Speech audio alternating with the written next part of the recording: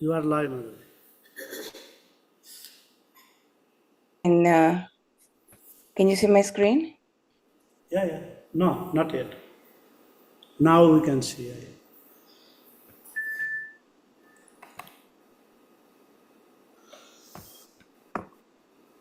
No, screen is not saying.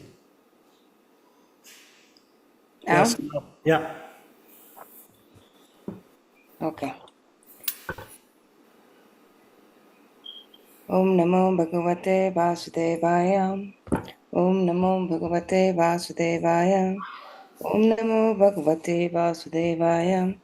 Narayanam Namaskritya Naram Chaiva Narottamam Devim Saraswatim Vyasam Tato Jaya Mudirayet Shrinvantam Svakatha Krishna Punya Shrapana Kirtana Hidyantasto Hibadrani Vidunoti Suhir Satam Nashtaprayesh Bhadreshu Nityam Bhagavata Sevaya Bhagavati Uttama Shloke Bhaktir Bhavati Naistiki. Reading of Srimad Bhagavatam, 10th Canto, Chapter 16. Krishna chastises the serpent Kaliya. Verse 31.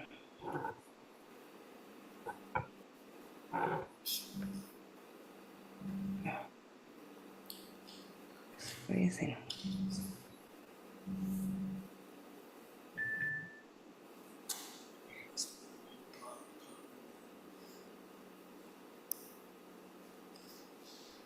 Krishnasya garbhajagato iti bharadvasanam parsani pahara parigudna panatapratam drishyahim adyam upasedu samusapatnyam artha slathan vasambhusana keshavandaham. Krishnasya garbhajagato iti bharadvasanam Parsi Pahara Patidugna Panata Patram Dristvahim Adyam Upasedur Amusya Patnya Artha Slathad Vasana Bhusana Keshavandaha. Synonyms. Krishnasya of Lord Krishna, Garva in whose abdomen, Jagatam is found the entire universe, Atibhara by the extreme weight, Avasanam fatigue, Parsni of his heels, Prahara by the striking, Parirugna shattered, Pana his hood, Atapatram which were like umbrellas, Drisva saying, Ahim the serpent, Adyam the primeval lord, Upadeshu Upasedhu approach, Amusya of Kaliya, Patniya the wives, Artaha feeling distressed, Slataha disarray, Vasana their clothing, Bhushana ornaments, Keshavandha and the locks of their hair. Translation. When Kaliya's wife saw how the serpent had become so fatigued from excessive weight of Lord Krishna, who carries the entire universe in his abdomen, and how Kaliya's umbrella-like hoods had been shattered by the striking of Krishna's heels, they felt great distress. With their clothing, ornaments, and hair scattered in disarray, they then approached the eternal personality of Godhead. Purport. According to Srila Vishwanatha Chakravarti Thakur, Kaliya's wives had been disgusted with their husband because of his demoniac activities. They had been thinking, if this atheist is killed by the punishment of the Supreme Personality of Godhead, then let him be killed. We will become widows and engage in the worship of the Supreme Lord. But then the ladies noticed Kaliya's facial expression and other bodily features, and they understood that Kaliya had indeed taken shelter of the Lord within his minds. Seeing that he was manifesting symptoms of humility, remorse, regret, and doubt, they thought, just see how fortunate we are. Our husband has now become a Vaishnava. Therefore, we must now endeavor to protect him.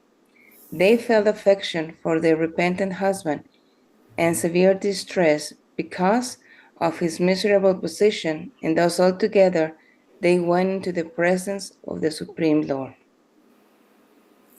Om Agena Timanandasya Ginangara Shalakya Chakshurumilitam Jena Tasmai Sri Guruve Namaha. HG Chaitanya Prabhupada Sri Advaita Gadadhar Srivasadi Guru Bhakta Vrindam. Hare Krishna, Krishna Krishna, Hare Hare, Hare Ram, Ram Ram, Hare Hare.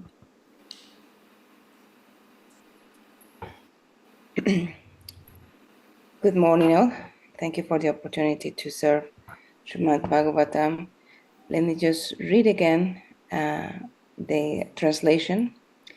When Kaliya's wives saw how the serpent had become so fatigued from the excessive weight of Lord Krishna, who carries the universe in his abdomen, and how Kaliya's umbrella-like hoods had been shattered by the striking of Krishna's heel, they felt great distress. With their clothing, ornaments, and hair scattered in disarray, they then approached the eternal personality of Godhead. So, first of all, Kaliya. Kaliya represents the anarthas in the heart that poison our spiritual life, like envy. Kaliya's venom contaminates the waters meant to nourish everyone. So similarly, every envy pollutes, contaminates relationships, and harms both ourselves and others. So it doesn't bring us closer to Krishna, rather it takes us away from Krishna. He also represents pride and arrogance. With so many hoods raised, he challenged Lord Krishna. And this is compared to the inflated ego that resists surrender. And then he was angry and became violent. So his very presence creates fear and destruction, just as uncontrolled anger destabilizes families, communities, and entire societies. Then he also has this contaminated consciousness. The Jamuna became toxic and by his poison. So this reflects how the mind and heart becomes unfit for devotion when dominated by negativity. If we really try ourselves to be devotees, then we have to have all the good qualities and be well-wishers of all, not having any negativity towards anyone. That doesn't mean that we have to side with those who are or to become close to those who are hurting. We respectfully stay aside. And but also, when Krishna dances on Kaliya's head, Kaliya is subdued. He's not killed. So it's giving him a chance to transform his anger, his ego, his negativity. So this shows purification rather than rejection.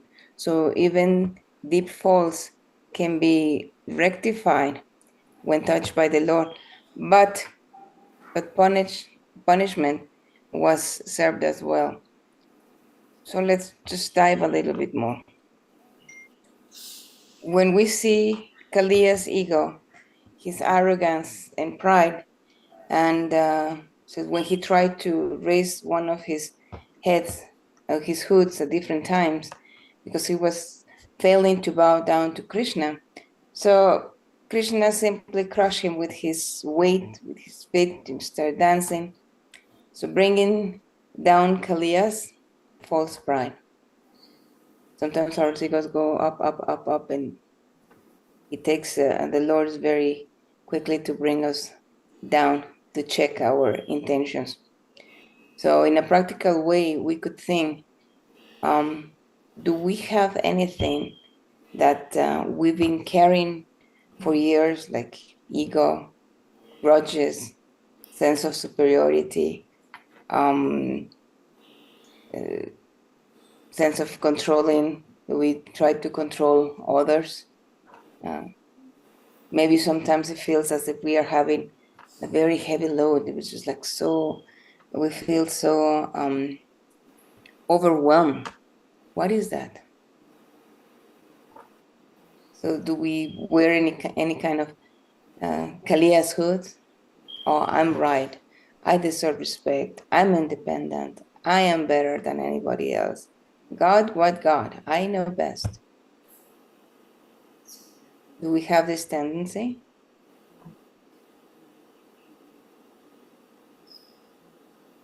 These leelas, these pastimes help us reflect. It's not a mere story. This is ways for Krishna to teach us a lesson. When Krishna dances, he's not killing Kaliya, but he's destroying the Maya, the illusion. It says that but humility is rarely painless, because it takes a great deal of character to be humble. And in the purport, I want to read that.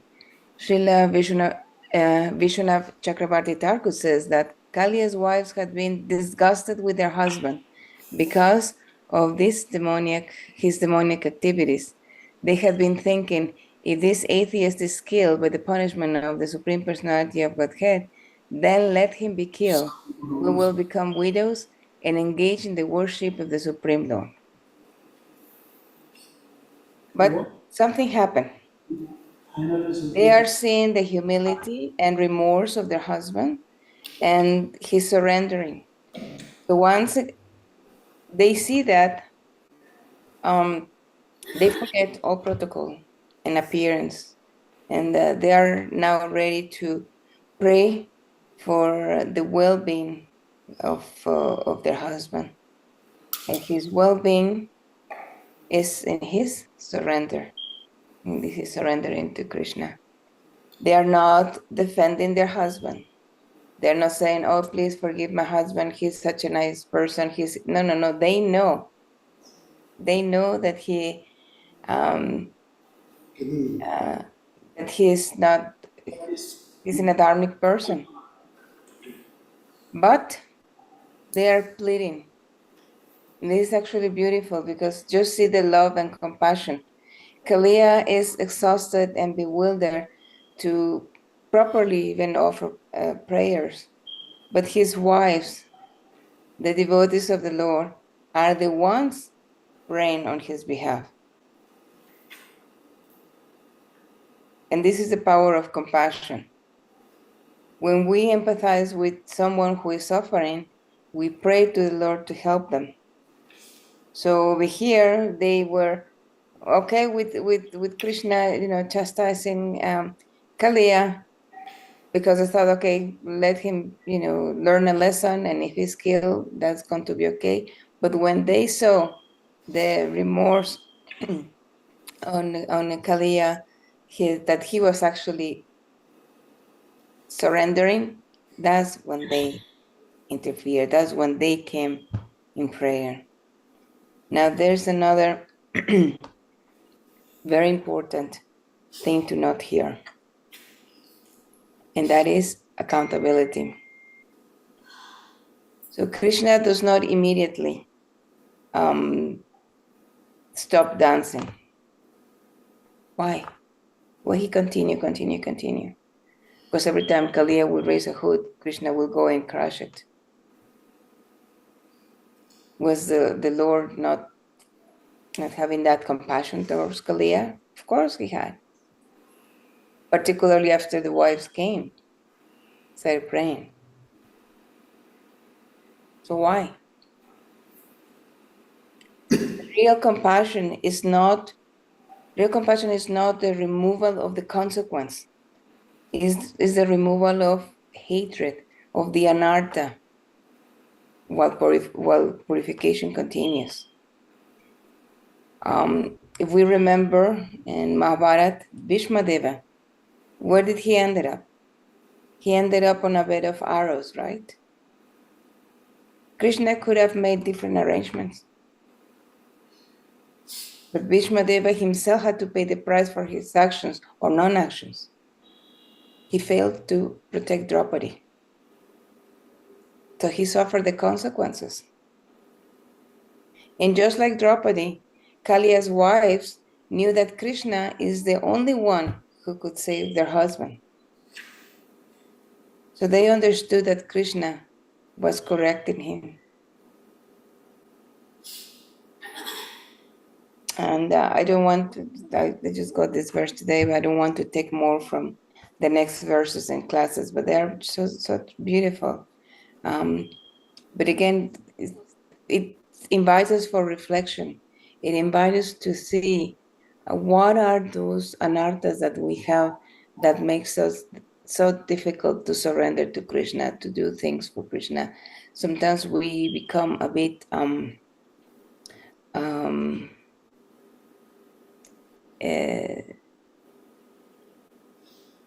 strong in our belief. Strong, not I would not say strong, but narrow-minded, and we just follow this, and we become very closed to what we want to do, and this is right and this is wrong, and we fail to see time, place, and circumstances. We don't live in Vedic times. This is not Vedic time by any stretch of the imagination. This is Kali Yuga. We're trying to apply teachings given to us in the Vedas. And so, again, these leelas and these teachings by Krishna and devotees help us to reflect, to do a little bit soul searching. So in that way, and I would also invite you to have a little reflection. Do I have any or many hoods of Kaliya, ego, anger, envy, arrogance? Is my attitude conducive to Krishna consciousness, or am I poisoning myself in others? Even when I'm doing seva, some particular service, whether it's at the temple or at home or whatever, and we are saying that we are doing this in Krishna's name. We are doing this for Krishna. But am I really thinking, or am I really remembering Krishna?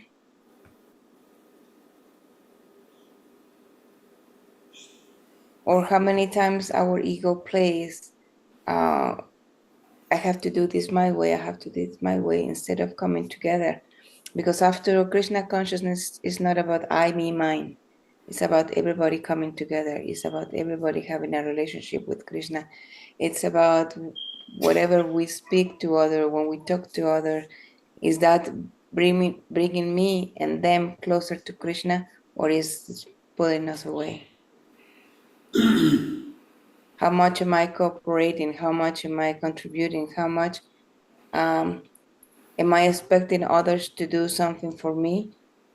Or am I engaging in being a supportive team, particularly when it comes to Krishna consciousness? Am I sympathetic or empathetic towards others? If we are devotees or aspiring devotees, then we are supposed to care for others. We are supposed to, be well-wishers for others. Remember how Srila Prabhupada signed? Every time he signed what? Your ever well-wisher. Your ever well-wisher. Very simple words, yet carrying a very strong message. If we are well-wishers, then there is no place for jealousy of our ego if we are sincere in our desires. So wonderful leelas, and we are going to hear more. There's and so much opportunity to reflect and to act, and then again see how all these things, these stories can we can give them a practical application, so our lives become enriched, and it will give us a hint on how to remove these anarthas, those obstacles that prevent us from fully reach our goal and in our part of Krishna consciousness. So with that, I will end. It was a short text, so simple and concise is better than extended class. But thank you very much for the opportunity. Wish you have a wonderful day. Vanchakalpatarupyascha kripa sindhu vevacha patitanam pavane vaishnavebhyo namo namaha. Hare Krishna. Hare Krishna. Thank you, Mataji. Thank you, Prabhu.